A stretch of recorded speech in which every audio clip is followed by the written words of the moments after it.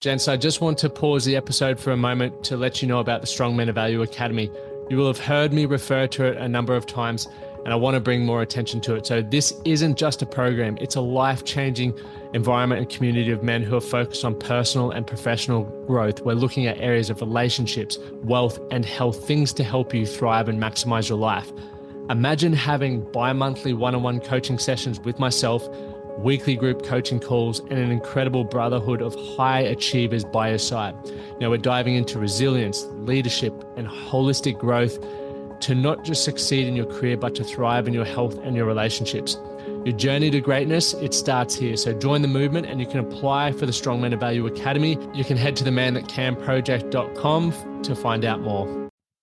Welcome back to the Man That Can Project. Gents, it is Lockie, your host, and thank you guys for tuning in. Today's episode is with Jayden, Woolaston.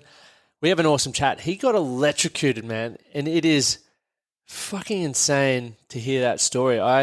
You see it in movies and stuff, and I guess you have an idea of maybe what would happen, but he survived, and it gave him a whole new outlook on life, and that's what we talk a lot about now. He's, just started going after what he wants. He's putting a more positive message out there and really trying to be the best version of himself and inspire his mates and people around him along the way. So he runs a podcast called Couching the Mind, where he gets to sit down on the couch and unpack what is going on in people's heads. So very, very cool conversations going on. And I was actually on his podcast a couple of months ago, and I just really loved the way he asked questions and how that conversation went. So I was like, I've got to have you on the Man That Can Project. I feel, people will be able to learn a lot from you. You speak really well and you ask great questions, and yeah, just got to have you on. So here we are. Here's the episode, and I'm very excited for you guys to hear it. Gents, before we dive in, you're probably going to have a stab in the dark around what's coming up next, but it's not the breakthrough experience just yet. I had my first weekend alcohol-free in about 6 months. 6 months. Poof, sound like a chronic alcoholic there. 6 weeks. Sorry. Obviously, I consider myself not a very big drinker. However, this year has been the year of 30th, the year of engagement parties, the year of weddings. So I wanted to make the most of it, and I've really enjoyed it. But to have a weekend off, I feel like I am buzzing. Like mentally, I feel sharp. Physically, I just feel healthy as all hell. And that probably doesn't sound healthy, does it? But picture the most healthy salad you can think of, where you just feel fresh and light and energized from eating it. That's how I'm feeling right now. So I'm very stoked about that. In other news, I've just sent out a feedback form for our Strong Men of Value community. It's been awesome to see the feedback. Like, there's been a lot of positives that is currently going on in the Strong Men of Value, which I'm excited about. But there is also some very cool bits of feedback, and nothing that's too hard to implement. So I'm very excited to help make the experience better for our members. And we do only have 30 spots left for that. And I promise you, and I promise everyone, that January 17, 2020, it will be full. And then if for whatever reason one bloke decides he doesn't want to be in it, that's when we'll open another spot. We're not opening more spots. So if you're sitting on the fence, head over to themanthatcanproject.com/Strong Men of Value and get a bit more information there, or slide into my Instagram DMs to find out more. Gents, as well, some other crazy stuff. Cryptocurrency. I put a poll out the other day who would like more conversations around crypto or just investing in general, because I have some good mates who are stockbrokers and are investing. I also have other mates who are absolutely killing it in crypto, and I've got some money in crypto as well. And I think personally it's one of the most exciting times in human history to create wealth for yourself. I'm not saying it has to be generational wealth, but I'm saying it can help you create financial freedom, which is pretty exciting. So we'll be talking more about that once again in the Strong Men of Value. I'm not going to probably chat personally too much about it on this podcast, because that's not what it's for. This podcast is to help you guys hear other men's stories around how they've become a better version of themselves through them sharing the challenges that they have been faced with and they have also overcome. So let's dive into the episode. If you are tuning in for the first time, hit the subscribe button or the follow button or whatever it allows you to do so you can be notified as soon as a new episode comes out. With next week, we've got a great chat with myself and Wesy from Mental Awareness Foundation.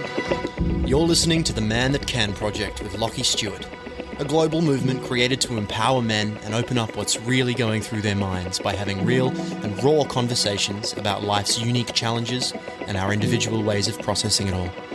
Welcome to the Man That Can Project.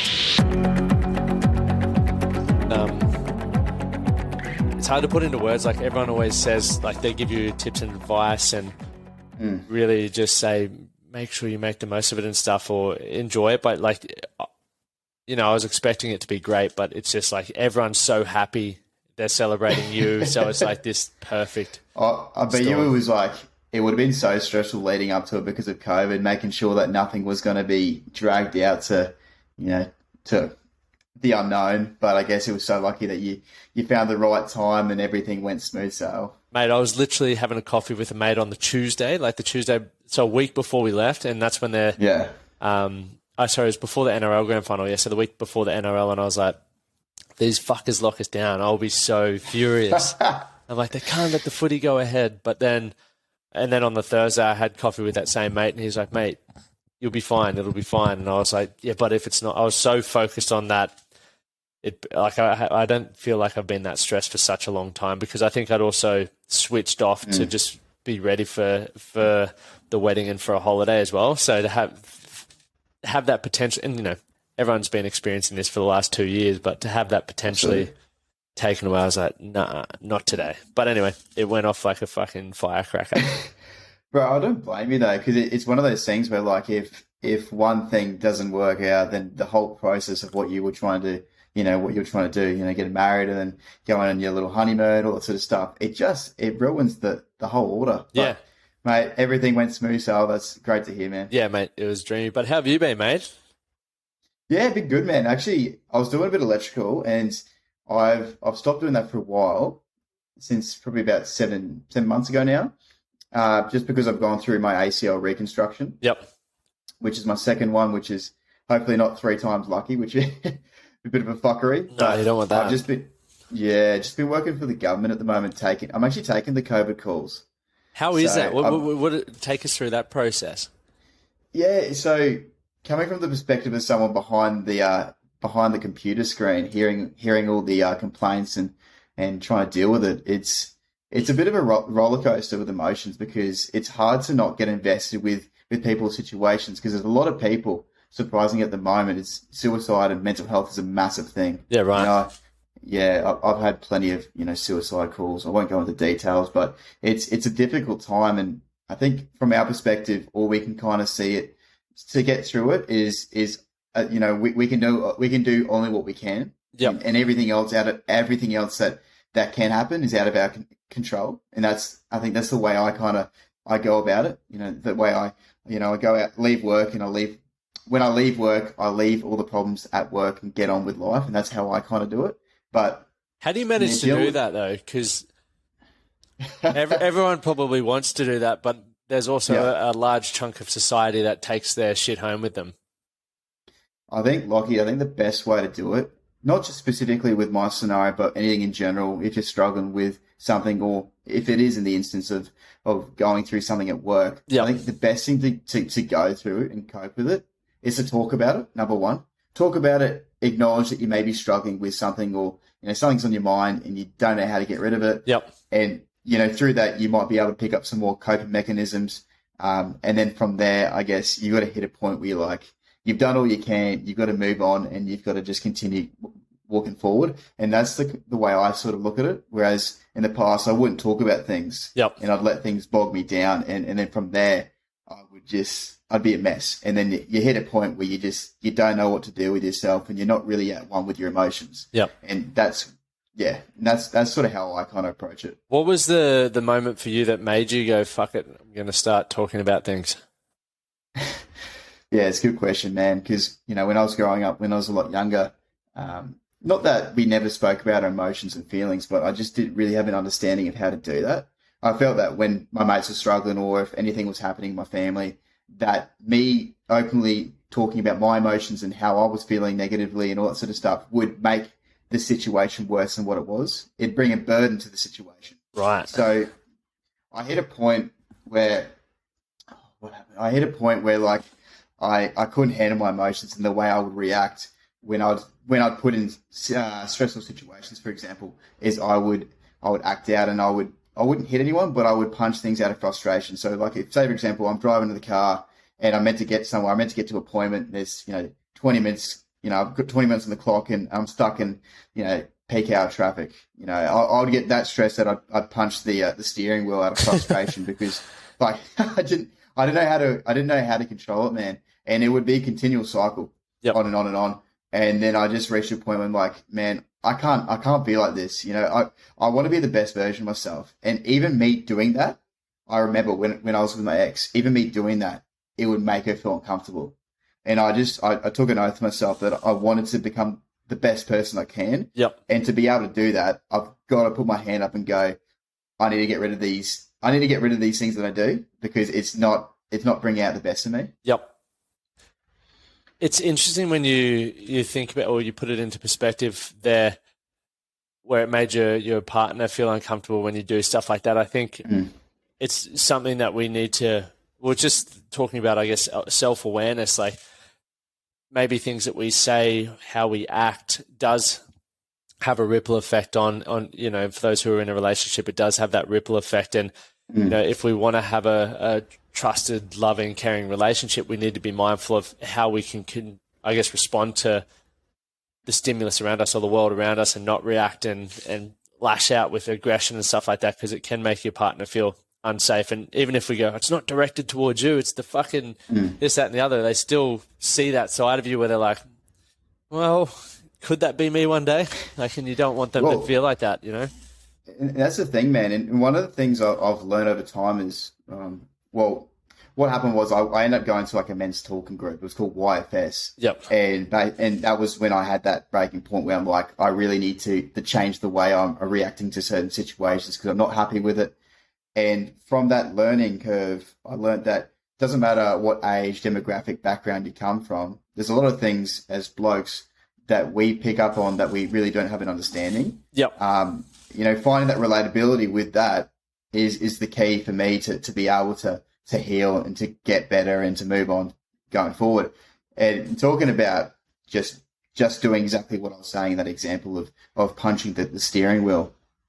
Violence, when we think of violence as guys, I don't know about you, Lockie, but when you think of violence, like the number one thing I think of is physical straight away. Yep. You hear like violence against women, physical. But there's so many different types of violence. There's physical, and then there's verbal, and there's you could even be like gaslighting. Like that's a form of violence because you're manipulating them and making them believe that what they thought originally was never the truth. Yep. So upon learning and upon going through that process, I've learned over time that there's so many different forms of violence, and that when we do go through something, we aren't there going through it by ourselves. Mate, that's so well said. And it was cool that you touched on gaslighting as well, because it's definitely something that, I've done that before and I wasn't even aware of it at the time. Same with, emotional abuse or emotional violence. Like I was lashing out from my own insecurities, or maybe when I was experiencing jealousy and I was like, there's that saying, hurt people. So I was like, I want her to know how I feel by making her feel exactly how I'm feeling right now. That's it, yeah. And it just makes things worse. But it is, what kind of person wants to be in a relationship with that's how you're made feel by someone who's supposed to love you. But yeah, as you sort of touched on, there's a lot of us who aren't aware of it. But how do you come across like YFS, the talking group? Yeah, YFS. So pretty much the way in which I got into that was, obviously I said I was going through that patch where I wasn't really happy with the way I was reacting in certain ways, and it wasn't bringing out the best version of myself. Yep. So my father actually went to the group YFS. Oh, really? So yeah, so he actually found the group himself, and he found it very beneficial. So yep. There was certain things, like certain patterns, I was kind of certain traits that I was holding onto that my father had in the past, and And he just knew that like I needed to do something to better myself, and I needed to be the bigger man to do that. So Yep. I went to this group. It was Logan, YFS. Yep. Interesting enough, there was a lot of people in there that were ordered by the court. So very different group, you know, coming from a background where like I've only ever seen a counsellor. I've been to Headspace a few times. I've never been able to talk about my emotions openly and freely to a bunch of blokes. So I've gone to this group, and a lot of them have been, again, ordered by the court. They were drug addicts, alcoholics, guys that have just come out of prison. Yep. So, you know, and first off, I used to have this perception of people like with the whole don't judge a book by its cover thing, where like I'd look at someone and go, oh shit, like what am I in for here? You know, there were some interesting looking characters in that group, but absolutely like best guys. Like, you know, some of them have done wrong, but they're awesome guys. They just don't know how to handle their emotions in certain situations. And it was a process of learning that. And then you get to the 15-week mark, and then you openly talk about where were you first week, where were you the halfway point to where you are now. Like, what can you see the change in you? Yep. And it's awesome. Like, I haven't seen anyone who's coming out of the group and has not changed for the better.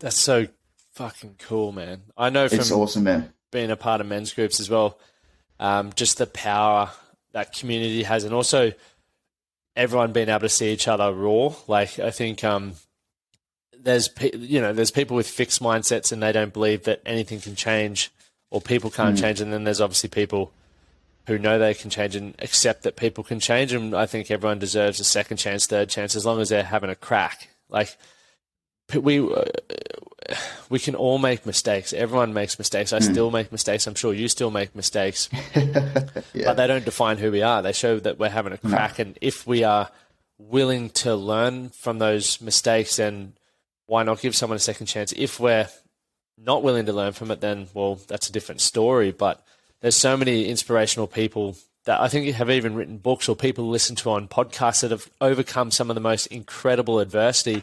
And they inspire, you know, more people than I ever will. But, you know, when they were going through their shit, maybe coming out of prison or whatever, everyone would have had, you know, they might have had a stigma around that person, or a perceived idea around that person. But for yourself, then, I know you were electrocuted. I remember when I was on your podcast and you were talking about being electrocuted. Yep. Talk me through that, Yeah. bro. Yeah. Yeah. So that was probably about 3 years ago, man. So I was first year electrical apprentice at the time, and I was working in this factory. I won't say the name, but it was like an industrial factory when they were making Cornice and Gyprock manufacturing company. Yep. So I was just working on an isolating switch, and I was pretty green to the idea of testing the switches and making sure everything was dead, all that sort of stuff. And I was working with a 24-year-old Sparky at the time, and we're going through that process and testing away, and everything seemed to be going well, and he was happy with the progress, and he thought it was dead. He went off to training, and I was kind of left to my own demise. So what happened was I was just pulling apart this isolating switch, and, you know, I don't know if you ever go up like an escalator and you get that like static on the side. Yeah, like, yeah. You know, like I always used to do it as a kid. Like I'd always like try to see how close I can get my hand to the rail before I get that static shock. But it kind of felt like that, man. I felt that on the back of my hand, and I was going, that's a bit strange. I've tested it, and obviously being the dick I was, and you know, the potato I was, I didn't test correctly. And long story short, the fuses that were pulled were the incorrect fuses. So the control wire was still live, and those fuses were still in. And I just got this shock. I remember I got this shock. It was just on the palm of my hand, just there. Yep. And basically, Christ. what they say in electrical terms is when electricity hits you on the palm, your instant reaction is to clench the fist.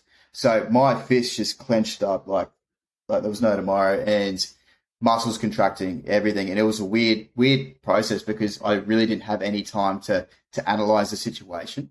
Like I remember I managed to let out a gasp of help, and then after that I couldn't. Like my throat was closing up, like it's like muscles contracting everywhere, so everything was closing up. Sort of felt like I was floating a little bit. And I don't know if you ever, like, you know, you lie down on the couch after a big day of work watching Netflix, and your hands like hanging on the side of the couch, and you get that real tingling feeling. Yeah, the pins and needles going through. Yeah, oh, exactly, man. It felt exactly like that, but it was just rushing around my body like at a force I've never experienced before. It was the weirdest experience ever. But I remember sitting there, man, and I was on this orange safety step. And unfortunately enough, I was on this step purely because I did my ACL, I ruptured my ACL about 2 or 3 months prior. So I'm sitting on this orange safety step on this corner, and I'm just thinking to myself, how the fuck am I getting off this? Because I can't call for help. And if I call for help, I got water around me too. So, and the guy that was closest to me was in the lunchroom, and he was in his 60s. So if he comes over and he grabs me, he's going to get stuck on, and he's definitely going to die. Like I have no word of a lie. I think if anything happened, so I'm like, fuck, I'm really fucked here. And then what hit me, Lockie, was, man, I had this fight or flight moment. I don't know if you've ever heard of it or experienced it yourself, Lockie, but basically it's like a last gasp. So you start thinking of your family and friends. So I was thinking of my partner at the time, my family, friends. I'm like, nah, fuck this. I can get out of this. Surely there's a way. And like, I don't know how, because like when you're stuck on, you're paralyzed. So I don't know how I moved, but I somehow managed to move off the edge of this orange safety step, flung back, hit the ground, and then I was back to reality again. And as a result, I've got exit wounds on both palms of my hand, one on my back, and then one on my leg that I found out when I got home after the hospital visit, because I had car keys in my pocket and a melted hole in my leg. What? So that was a funny experience, because I got to the hospital and they're doing the full ECG. Yeah. And they're like, yeah. So, going through the pattern of where the current would have gone through. So they would have gone from right palm to left palm, as you can see from the exit wounds. And I said to them, do you want to check my legs? And they're like, no, everything will be fine. Get home. And I got no word of a lie, probably a hole that big on the inside of my leg, because the car keys had ultimately melted a hole. Mental. Yeah. What?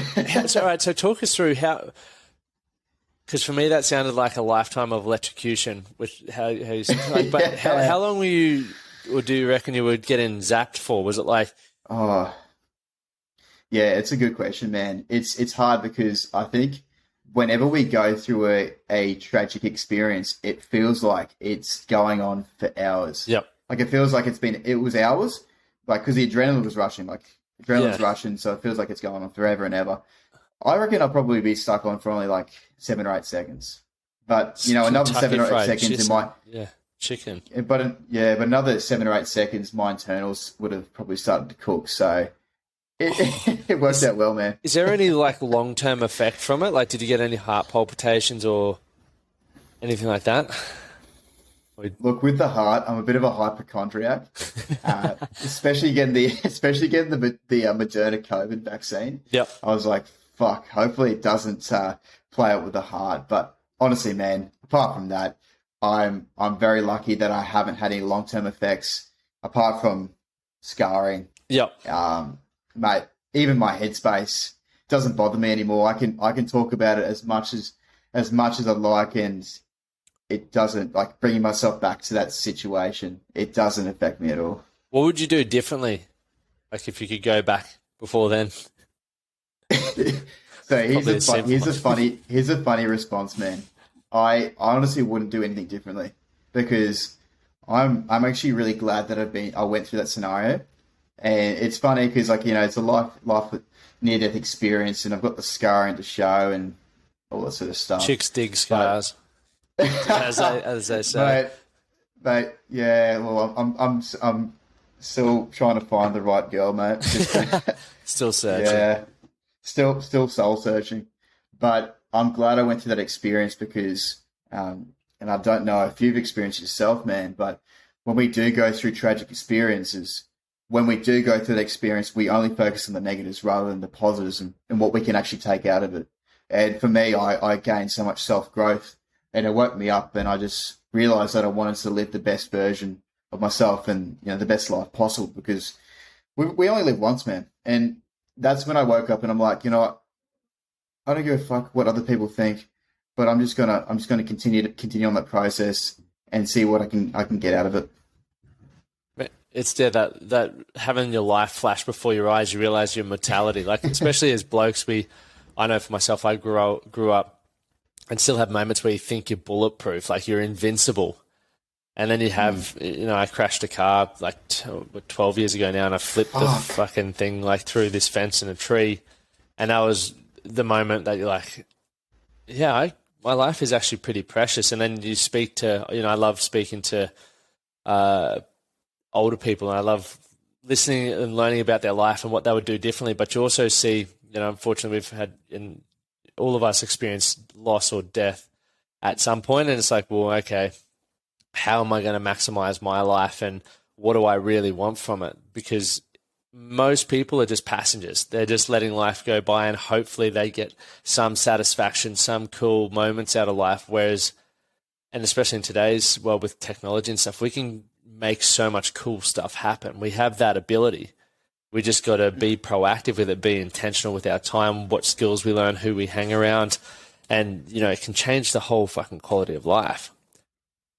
That's the thing, man. Like you said, the way I look at it is there's so many people that are watching a walkthrough. So you're watching a walkthrough of other people's lives, and you're envious of what they've been able to achieve, rather than kind of just walking on your own path and looking at it and going, fuck, what do I actually want?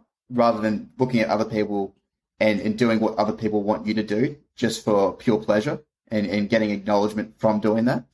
And it's a really hard one because, you look at like social media, people follow certain trends and you want to look like a certain athlete because fuck, they've got heaps of followers, or they get heaps of girls because their physique is fucking awesome. Yep. But realistically, man, is that going to make you happy? You've really got to ask yourself that. Exactly. And I think a lot of us don't ever do that because we're either getting ready to get ready. We're looking for that perfect thing that we think is going to change our life. We're trying to hit a home run off every decision. Not fucking possible. Or we just live in fear. And both of them aren't going to get you to, like, action has to happen in order for you to gain an outcome. And the outcome might not always be positive, but through having a negative experience, even, you're going to get enough feedback to go, okay, well, what can I do differently? How can I improve those things? For yourself, though, there are a lot of people out there who have a traumatic experience and they use that as like their victim blanket. It's the reason why they can't do or have whatever they want. It's like, no, this happened to me, or this is why I can't do that. And it's like, that happened, but it also doesn't define you. What made you not take that route, do you think? All right, so I'll kind of dumb it down a little bit. So after that experience, good, I need that. I need that. Oh, bro, I'm not like qualified in any fields or anything, but I'll keep it simplistic for the listeners. Not long after that experience, I was in that 5-year relationship, and that kind of ended, and it was like just a never-ending domino effect of all this negative scenarios being thrown at me, and I'm going, what the fuck? And then I just thought to myself in terms of what you're saying. So basically, I've got a tattoo on my bicep, this one here. FFF. And yeah, FFF. And basically what that means to me is, so the first F is like past tense. You have to forgive yourself, forgive the situation that you may have gone through, or forgive a person that has done something negative to you. And then present tense is you forgave yourself, you forgave the situation, you forgave that person. And then the third F, as a summary, all is forgotten. So the way I read that is, say, for example, like you're in a relationship and someone may have, there was a bit of mistrust and someone's cheated on you. 6 months down the track, you meet someone new. It's not fair on them to give, to have trust issues with them because they haven't put you in a scenario where you felt that way. You know what I mean? Like what's happened in the past is meant to be left in the past. Yep. And you talk about it, you acknowledge it, and you move forward. And I think that's the best way. I guess that's the way I look at it. Like if I go through something tragic, I'll just acknowledge it, talk about it, but I won't push it on other people. And you see some people, for example, that may have grown up and their father was an alcoholic, and they use that blanket excuse of, oh, because my father was an alcoholic, I'm in control of what I do, but I'm probably going to be an alcoholic as well. Yep. Like Yeah. You know what I mean? Like it could be a genetic thing, but you can actually stop that process and you can do something about it by acknowledging it, by putting your head up and saying, you know what, alcohol doesn't agree with me, and then stopping that process and becoming the better version of yourself. Yeah, there's sacrifice involved. I look at, as you were saying then, I was literally thinking about that idea this morning for whatever reason. I was like, it's carrying baggage is like, you know, you get organic food and how quickly organic food goes rotten is like 2 days and it's fucking off. And it's like you buy food on a Monday and you're going out to dinner all the time and whatever you don't eat, you take to the next place, and eventually it's going to be moldy and stinky and rotten. But you're like, oh, it's still, I paid for it. I've had that experience. I might as well take it with me. And everyone starts going, if you rock up at my house with your fucking moldy bread and stinky cheese or whatever it is, piss off. And that's what most of us are doing with a lot of the baggage that we carry. It's like, it was an experience, learn from it, but every experience is new. There are some things that we can be mindful of, have conversations around, but it's not the exact same experience. The new partner is not the same as the old partner. You're not the same person you were, or hopefully you're not the same person you were 6 months ago. Like we should be, continually looking to improve who we are as individuals to be able to add more value to those that come into our life. No, spot on, man. Like you always want to improve. It's like if I use it in like fitness terms, you look at yourself and you might go, oh, 6 to 7 months down the track, I want to improve my physique or I want to lose weight. And then when you get to that target, you always see something that you're not happy with. There's always an imperfection. Yep. You know what I mean? Like we're never happy with what we've got. And sometimes, because like it's like when you set a goal, it's like attainable, but it's at the same time it's not obtainable because you're setting all these small minuscule goals to achieve. But what is your ultimate goal? Like in terms of fitness, I don't know. Like I want to put weight on, but once I get to that weight, then I want to probably put more weight on, and it's a continual sort of thing. So you got to get to a point where you're like, you know, I'm happy with what I've been able to achieve, and you just go from there. It's being content with the desire for more is. I struggle to articulate what I think because I think it's so important. As you were saying, like you want to be happy with where you're at, and I'm so stoked with where I am because if you see, you know, if you reflect maybe over 6 months or 6 years on your own growth as a man or as a person, it's like it's pretty exciting. It's very empowering and inspiring. Absolutely. And I also know that I want to continue the growth because who I am right now isn't going to be the man that I need to be to continue hitting my, you know, the other things that I want from my life. There's so much that I have to work on, and rather than just viewing myself as incompetent or a piece of shit, which I used to, it's like, well, I love who I am, but I can, you know, there's work to be done as well, and I'm going to enjoy that process. It's not there's no destination. It's just, like you said, once you hit that one, you're probably going to be looking for the next thing because that's what most people who are pursuing better or have a growth mindset they look for because it's you know, you don't stop. That's the thing, man. Like, you know, we all have like an idea of where we want to head, but we've got to understand that shit's going to happen along the way. Hurdles going to be thrown at us, and we might veer off the track a little bit and end up doing something else that we enjoy doing. Like, you know, the idea of becoming like a doctor in 5 years' time, you might end up becoming a physio because all these things come thrown at you, and that's a part of life. You know, you can't. I feel like as if you can't have set goals. You can have an idea of where you're tracking and where you're heading, but stuff's going to happen along the way. Things are going to change, and you've just got to be accustomed to change. Yeah, behavioral flexibility is the way to look at it, and it's exactly. I think I was talking about it yesterday or at some point. Like, I used to get so focused on destinational goals, like set goals, as you're talking about. And I think there is, like, in the short term, like there's some stuff, you know, whether it's over a 12-week period, it can be nice to achieve stuff like that. But big picture, I look more broadly around like, okay, well, what are some things that I can work towards having in my life that no matter what's going on, what I decide to be doing, because I know I'm going to grow and evolve and change and I'll be curious about doing other things, that if I have these things, it's going to allow me to explore that. And for me, it was having good people around myself. It was having choice, and choice to me means having enough money to do that, but also having flexibility, hence why I work for myself and am in control of my income and am in control of my hours.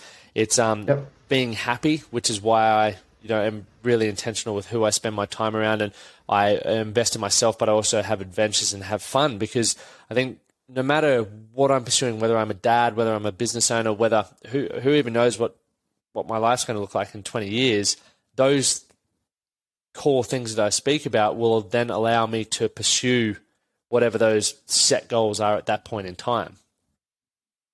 Yeah, because we all set like what we deem to be valuable for ourselves is what we work on. Yep. And it's something you've just touched base on that I have had to change over time, is the idea of like my friendship group.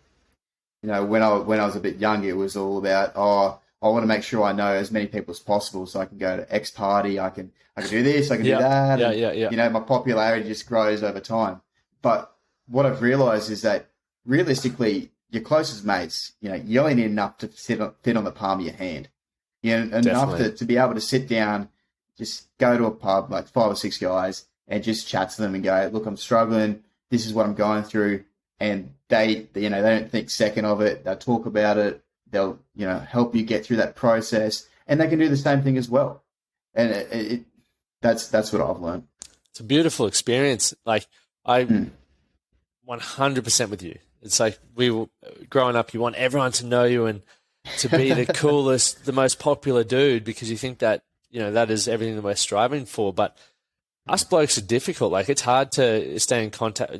As you said, the 5 mates on the palm of your hand, it's hard to call everyone. With life being busy, obviously it's all down to priorities, but not everyone's schedules sync up. So I might try and call a mate and he's busy doing work, so then we have to try and find another time to chat. So trying to do that with 1 million people or even 20 people is hard work, man. And it's hard to build that connection or get all the boys together. So I think it's important to just, from my experience as well, it's like just dial in those couple of really close mates that, know have your back. You can have a bit of a laugh with you. You share good experiences, but are also there when you need to have, conversations that could change your life. I suppose every conversation has the ability to do that. But go back to your relationship, which ended 5 years ago. What happened there? Like, talk us through that. Well, I've actually never, to be honest, man, this is probably the first time I've ever actually spoken about it on a podcast. But just because I've always tried, because I've always liked to, I guess I sort of protected my ex, but now that I've kind of parted ways and she's doing her thing, I'll just spill the beans. So no, basically what happened, man. I'll just go to cut to the chase. Long story short, she ended up cheating on me. Yep. And that just it just threw a spanner in the works. I didn't see that coming. And that was the whole process. It was like, what happened was ACL, electric shock. I actually also saw my ex's dog get eaten by a pit bull in the backyard a couple months later. What? Which was, yeah, man. I was giving a hug at her house, and then she let out a big gasp, and I'm going, was there a fucking spider on the wall or something? And I look in the backyard, and this pit bull was just, was eating her chihuahua, and it was hectic experience from going from all those experiences. Then after that, got cheated. Well, then I was cheated on, and I was just like, what the fuck? Like, when's this gonna end? And I blame myself. All the time, man. Like I never did anything for myself. I could have been a better person, maybe, in terms of how I dealt with my stress and all those sort of things. But I didn't see it coming, and I hit my lowest point. I felt pretty depressed. I'm going to be honest. Felt pretty depressed, and I had a lacking of identity, because when you're with someone for so long and having it was a school relationship as well. So I never had time for myself, and I never really found out who I was as a person. And half of me was with my ex-partner. Yep. That's what happens. But now that I'm by myself, I've found out who I am and what I want. And all I really want to do, man, is just try to make a world of difference in the world that we live in, and try and spread the message of just talking when you're struggling. How did it make you feel though when you first found out that you'd been cheated on? Like, how did that make you feel? Man, look, I thought I was dreaming. I honestly thought like this is not real. I'm gonna wake up. A dream or a nightmare, bro? Yeah, yeah. Bro, it's definitely not a fucking dream. Definitely not a dream. Yeah. It was a nightmare for sure. That was just never ending. And I was just hoping that I'd wake up from this nightmare and I'd wake up and I'd be getting ready for work and continuing that process. But it was reality and it hit me really hard. I honestly did not know what to do. I didn't talk to anyone about it for ages because I didn't want, people to look down at her, and I didn't want people to understand what I was going through. So I held on to it for a very long time, and fortunately it happened again. After trying to heal. Yeah, I was trying to okay. heal. I was trying to get through it with her, and Did you it have happened any again. conversations around that? Like, how? So, talk us through that because it's so common, right? Like, the statistics show that like relationship breakdown is one of the leading factors why men take their life by suicide. And as you touched on, when we aren't certain in ourselves or we don't understand who we are as men, part of our identity can be with that other person, right? And Yep. that's why, and it works both ways. Don't get me wrong. Like I've been cheated on, and I've also cheated on ex-partners, and I've seen how they've tried to heal the relationship even when I was in the wrong, and vice versa. And I guess for you, like, what was that process like? Where you were like, okay, why first and foremost were you choosing to give it another crack after someone had cheated on you and made you feel that way? Yeah, no, good question, man. So the way I kind of look at everything I go through is I want to know the reasoning. I want to know why is this happening? Why? Yeah, exactly why. So I went through that, and she was kind of saying that, maybe the stress load I was putting her under because of the way I was reacting. I said, look, you know what, I'm gonna put my hand up, and I'm doing this for yourself, and I'm doing this for me as well. And that's why I went to the men's talking group to better myself, to find out why I was reacting in certain ways. But then it happened again, and I realized that like I can't keep doing this, and I've got to focus on myself and fix myself to not be able to react in certain ways. But it's true, man. It's a very common thing, and I know not a lot of people don't really talk about it because as guys, we don't really talk about this sort of shit. And I hit points where like I thought like, it'd probably be easier if I just ended myself and just took myself out of this world, because I wouldn't have to talk about it. I wouldn't have to let anyone know. But, the moment I spoke about it, I was like, thank fuck, it's off my chest. Well, glad you're still here, and glad you started speaking. Thanks, it's man. definitely like because I'd built myself into this athlete, and I thought, athletes have everything. They don't have problems. They have money. They have women. And when I got cheated on, I was like, why the fuck would you cheat on me? Like, I was insecure as fuck, but I thought I'd done everything to be so desirable. And then to be able to talk about it, it was so hard to talk about it. Like, everyone knew what had happened, but we didn't speak about it because I would get aggressive and retaliate, or if some bloke brought it up. Yep. But I really needed to be able to talk about it, because I just needed to go, this is what I'm experiencing. I feel fucking heartbroken. I feel unworthy, and I was confused. And a lot of us, because we don't get to, one, we don't even understand what those emotions are, but we don't ever get to talk about it. It's like, well, I need to find out why. And sometimes you can't, like the why is just like, it's just an event that happened, and it's not always personal. Yeah, maybe the love and connection wasn't there, but it's not a reflection on who you are as a person. Like, a lot of blokes who are going through relationship breakdowns and stuff, it's like, you're all still fucking great people. We might have things that we need to improve on. And like I said, we all have shit to improve on, whether our life's going good or not.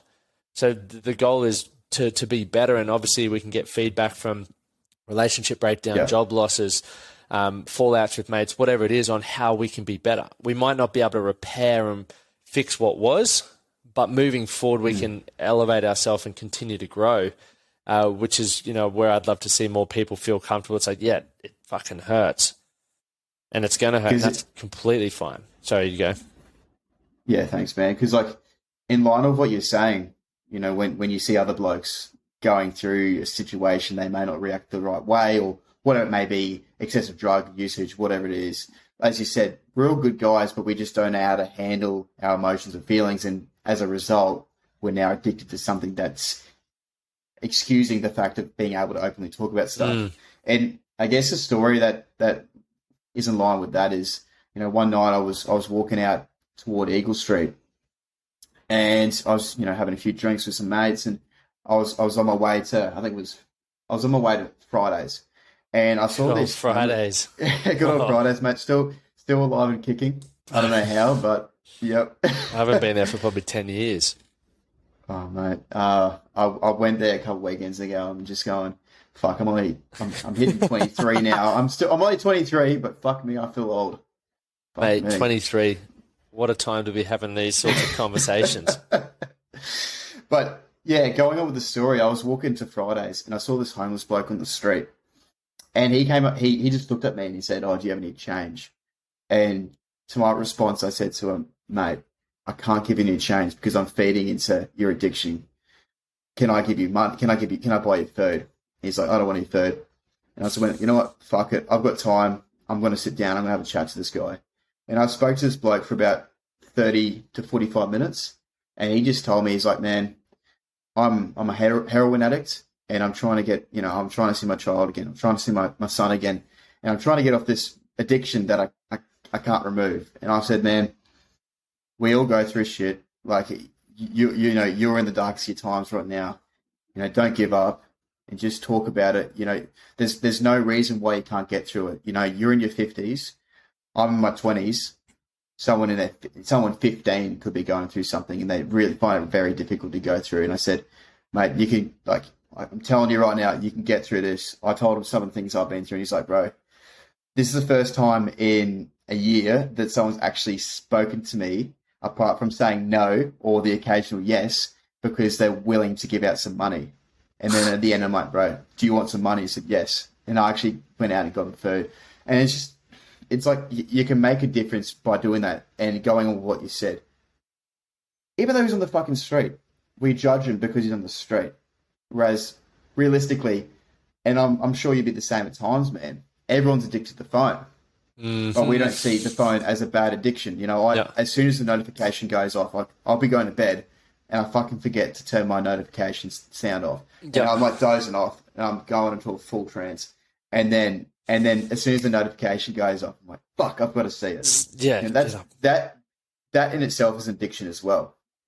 So I just, try to give a bit of positive reinforcement for his situation, and hopefully from that it might give him that kickstart that he needed. Yeah, definitely. That's a really cool story, and lending a ear is so powerful. Regardless of where the person is, I remember reading, and I'll paraphrase it, but I remember reading a meme or something, and it's like, if wealthy people are partying with cocaine and drugs, it's a really good night. But then if bogans are using drugs, then they're all drop kicks and stuff like that. And it's like the actions are still the same, but it's just how you perceive people or how people perceive it to 100%. 100%. It's like, oh, you're classy. Like if you're in a tuxedo and wearing a tie and doing coke, it's not a bad thing. Yeah. But someone who lives in is living off the dole and still is like, oh, why would you fucking spend your money on that when realistically you're struggling to buy your basic essentials? Yep. It's the same thing. Exactly. Still a fucking bad, filthy fucking habit. But talk to us about the podcast. So Couch in the Mind, 23, you had a pretty cool, when I say pretty cool, I mean life-changing experience that made you think about mortality and what you actually want from life. Because I think even if people ask themselves that question, can be overwhelming for people to try and even answer. But I love, connecting with people like yourself who are actually working towards creating the life that they want. But what led you to create that podcast? So it was probably at a time, it was when I was hitting that rough patch, and I actually reached out to a mate of mine, Michael Codd, and I always had this idea of just openly talking about my feelings and emotions. Yep. And at that time, I was actually starting to get a bit more comfortable to do that. And I remember it was at the end of a touch rugby league game. I was just driving him home. I said, "Man, would you ever consider doing a podcast with me? He's like, fuck, I don't mind podcasts. I've never thought about it. But I know I've been through stuff before, and maybe it could be an educational thing for people to listen in. And we continued talking and talking about it. And then we just went, fuck it, let's just do it. And we just started off by talking about some of the things we've experienced. Yep. And we posted it, got a decent response. And fuck me, when I shared my story, I felt like vomiting just because of how someone could react by what I'm talking about. You don't know. Yep. It's because I still cared about what people thought about me. Yep. And then over time, I didn't really care. And I was like, oh, this is actually good. I'm actually benefiting it from myself. Yep. And over time, I'm getting different guests on the show with different perspectives. Could be a very similar situation, but different perspectives. And I guess all I really want to do, man, money's a driving factor for everything, but that's not for me. Like, all I want to do, even if I'm getting like 1 or 2 views from a video, as long as I'm having somewhat of a positive impact on someone who's going through something, some sort of negative experience. Yep. Again, I'm not telling them what they should and shouldn't be doing because I'm not qualified, but I'm just sharing some experiences and stories I've been through. That's all I care about, man. That's awesome. Where do you see yourself going with it, though? Yeah, so I would love to. I'm thinking of maybe going and doing like psychology or social work next year at uni. Yep. Just want to like give back to the community somehow and trying to in my, I guess, in the podcast itself. I always thought of putting together an idea where, I might get like 6 or 7 guests that I've had on the show, and we do like a live seminar. Yep. People come in, pay $5-10, and it goes toward a certain charity. Yep. And I'll sit on the couch and just chat to them, and like they do a bit of a recap on their story. Yep. Just to gain that exposure, knowing that some people think that they go through shit by themselves, but hearing other people, oh fuck, their situation sounds very similar to mine, and with regards to that, I actually hit that point, and I thought about this 2 or 3 months ago when I was back at school when I was on retreat, which meant we'd have a reflection day where we'd talk about the year that was, or talk about some things that we may be experiencing in personal life, all that sort of stuff. And I remember we were sitting in this big hall, and we had to write anonymous letters about things that we're experiencing at home or within ourselves or whatever it may be. And I remember this guy walked up on the stage, and he was sharing an experience that he was going through, and I could relate to that. And prior to that, I was going, nah, that wasn't bad. That was fine. People much more worse off than me. Mm-hmm. And I think I was in year 10, and I was sitting there, and I just absolutely started bawling my eyes out. I was in the corner of the room, chucked the hat over the eyes because I was too afraid that people would see me crying. Yep. And I just couldn't stop crying. And it was just because I realized that, fuck, they're actually, like, what I was experiencing is shit. Like, people experience stuff all the time, whether it be bad, worse than what I'm going through, whether it be not as bad. Yeah. But it hit a point where I'm like, fuck, like, it was a changing experience for me. I find it like, when I see blokes being vulnerable and like tearing up or crying and stuff, like, I think it's like the most beautiful, well, now, like, I see it's the most beautiful experience because they're actually just being in the moment and they're experiencing something. Last night we were at a charity dinner, and Mark Matthews was speaking, a big wave surfer, and he was talking about when he had that big injury on his leg and his career looked all but over, and this young fella messaged him on social media and was like, Mark, like, I'm a big fan, I'd love to come see you, I'm in the hospital as well. And obviously he was going through depression at that point because he thought his career was over. He's like, no. And then eventually the kid kept asking, he's like, righto, come on up to the room. Next minute, this kid gets wheeled in by his brother in a wheelchair. He'd become a quadriplegic in a snowboarding accident a couple of weeks prior. But he had the most optimistic outlook ever. And Mark's telling this story, and all these blokes are in this room, and then he's like, that was a moment that I realized, someone's always got it worse, and I just need to decide how I'm going to respond to this. And he's like, so I wanted to do something amazing for this boy. This was, 8 months later or whatever, but he took him surfing. This kid's a quadriplegic, but there's footage, and he showed the footage last night. And like, to see some of the guys that I was with crying, and you're like, I was just you're just sitting there, you're like, this is fucking incredible, because we're in a place where blokes can actually show how they actually are feeling. Like, it was a beautiful moment. And it's like, it also gives you permission to be like, oh, that's how I'm feeling too. I can have a cry as well. And it's just because that's what life is really about. Like, as much as we need money to live, it's cool to have drive and ambition. Like, at the end of the day, it comes down to human connection and how others make you feel and how you allow yourself to feel. So I think it's that's yeah, you go, man. No, you're good. Well, that's exactly right. Like, we all set our own personal goals, whether it be trying to climb the corporate ladder or starting up your own business, much like what you've been able to achieve. But it's those smaller things that we all should be able to talk about. You know, I mean, smaller things become bigger things if we don't actually talk about it. Yep. Yeah, definitely, 100%. What, like, for you next, where do you see it going? Like, obviously online events or even workshops, but like, let's think big picture. If you could do what you love, which is what you're working towards doing, what would it look like for you?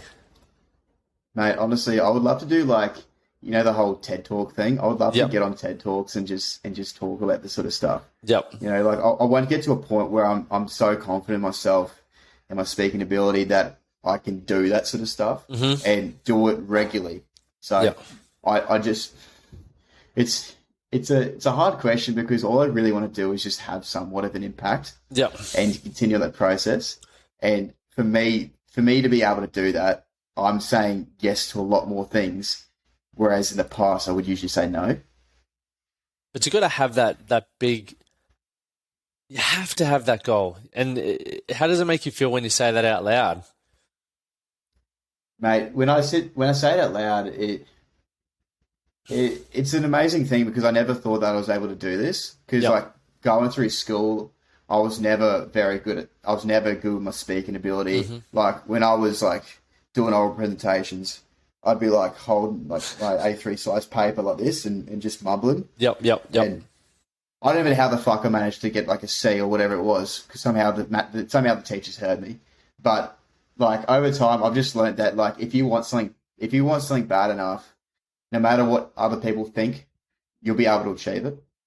It's nothing is unachievable if you want to if you set yourself to something. Yeah, work towards it. Got one last question for you. What's your definition of being a man? I remember I asked you this, so we're just flipping the ties now. My definition of man, honestly, I just think, like, to be a true man, you've got to be number one, in touch with your emotions. I don't give a fuck, like, if you're playing rugby and the coach says that you're weak doing that, you know, I don't care. Like, the moment you think that there's something not right within yourself, whether it be mentally, whether it be like mistrust in a relationship, you've got to be in touch with your emotions. And I just think that, and another thing is just showing like respect, man. Because I think, like, I've spoken to a lot of people, and the respect is like, you know, it falls under common sense. And common sense is just not a thing of today. It's just like, like, not wrong. Like, I just think, number one thing, just respect yourself, respect the situation you may be going through, and respect a woman, man. Like, gotta show respect to a woman, and people don't do enough of that. So I think to define what a man is for me is being in touch with your emotions and just showing respect to yourself, your surroundings, the situation you're in, and to a woman or to a bloke if you're gay. Yep. So that's number one thing. Yep. Love it. And where can people find you? This time's flown, but where can people find you on the socials or the podcast, all that sort of stuff? Yep. So I've actually just put together a website. So if you search up, yeah. So I use a bit of Squarespace. So it's up and running. So if you want to hit me up on www.couchthemind.com, you can also find me Couch the Mind Instagram, Spotify, Apple Podcasts, a few other podcast platforms. Yep. And Facebook as well. But yeah, that's about it. Epic, mate. Well, once again, thank you so much for coming on and sharing your story, but also some insights into some cool stuff. And guys, if you want to chat more with Jay, just go listen to his podcast. How many episodes are you up to now? Mate, I think I'm about 54, 55 episodes. So I've interviewed over 50 guests. Lion, man, that's awesome. Well done. And people don't. Thanks, man. Some people don't realize how much effort goes into podcasting, but it's like organizing the times, taking notes, doing all the editing and everything like that. Like, there's a lot of time and energy that goes to putting in, especially 54 episodes. That's fucking unreal, brother. That's it, man. But I always look at the long-term goal. What can someone get out of this? What's the reward factor? And that's my driving force. Yeah, 100%. And for those who are watching on YouTube or whatever platform you're listening to, make sure you like, and if you love the episode, share it and leave a review. We appreciate you guys' time. Thanks, guys. Thanks for tuning in. Thank you for listening to the Man That Can Project podcast. My name is Lachlan Stuart, and I hope you enjoyed this episode and found it helpful. If you did, please take a moment to rate and review the Man That Can Project on your favorite podcast platform. And don't forget to subscribe to stay up to date with our newest episodes. We'll see you again next time.